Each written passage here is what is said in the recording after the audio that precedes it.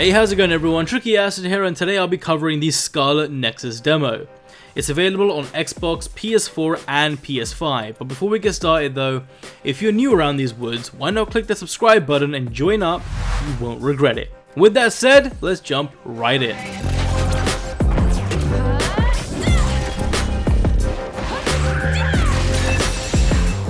Scarlet Nexus is an anime action role-playing game developed by Bandai Namco, and simply put, it's a lot of fun.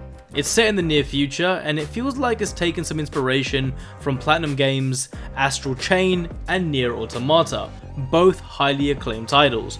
You can play as either Kasane, who was scouted by the OSF, who are this group of elite soldiers in this game for her impressive combat skills, and she has this edgy demeanor about her. Strong I am. Quit barking then. It's time to show me some bite. Her abilities are more favourable for ranged attacks, with her ability to shoot blades at enemies, and I think she's really cool. Alternatively, you can choose to play as Yuito. He's a happy-go-lucky, optimistic guy, and it's been his dream to be enlisted into the OSF. His fighting style is based on more close-range attacks by using his blade. Personally, I preferred Kasane's combat abilities and playstyle, but it all depends on what you prefer. Now, besides the combat preferences of both characters, both protagonists share the same telekinesis abilities to use the environment against enemies, and then dishing out some really cool combos with their own movesets.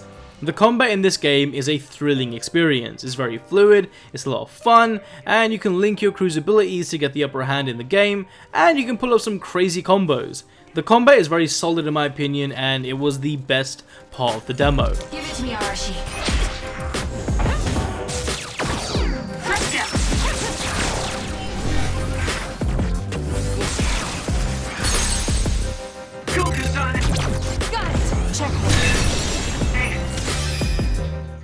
Your crew is crucial to successfully get through any sticky situation.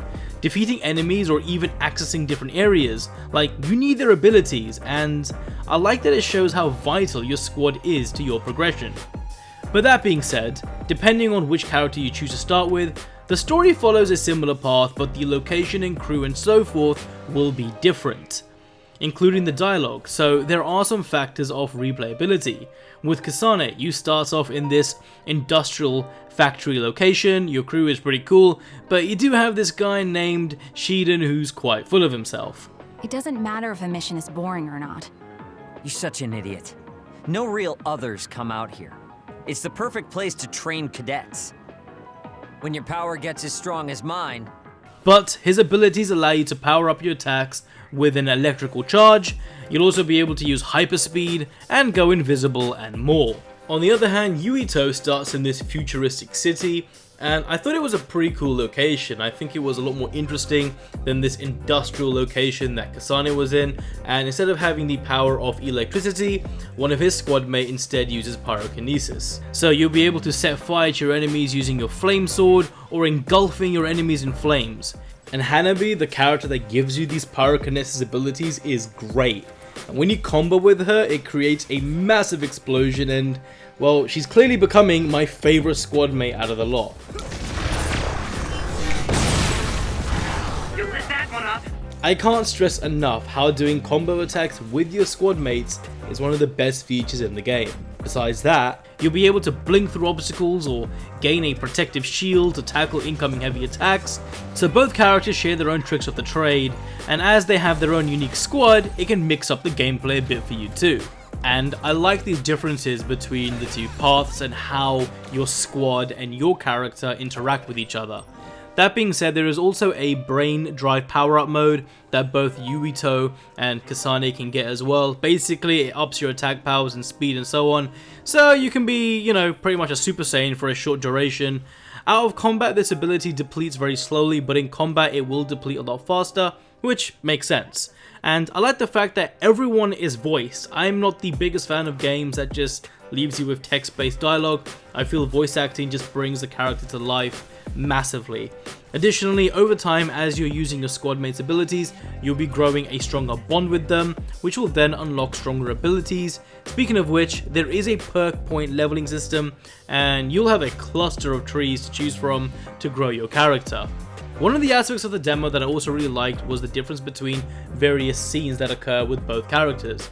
The story is pretty much the same for both, but there are differences as I mentioned before. For one, when you face off against this boss, in Kasane's playthrough, you save your squad mate Shiden, who is oh so thankful for your help. Did we do it?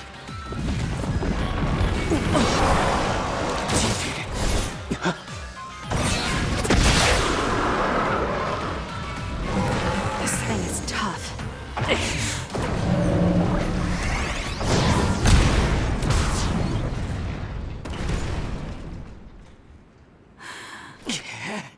What the hell do you think you're doing?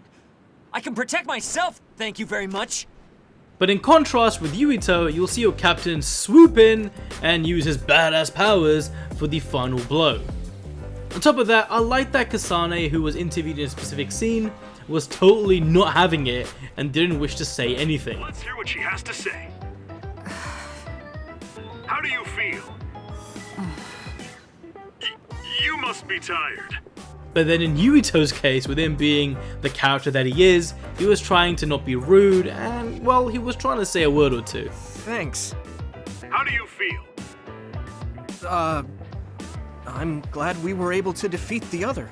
But yeah, that was my overall impression of the Scarlet Nexus demo. The game has been pretty impressive.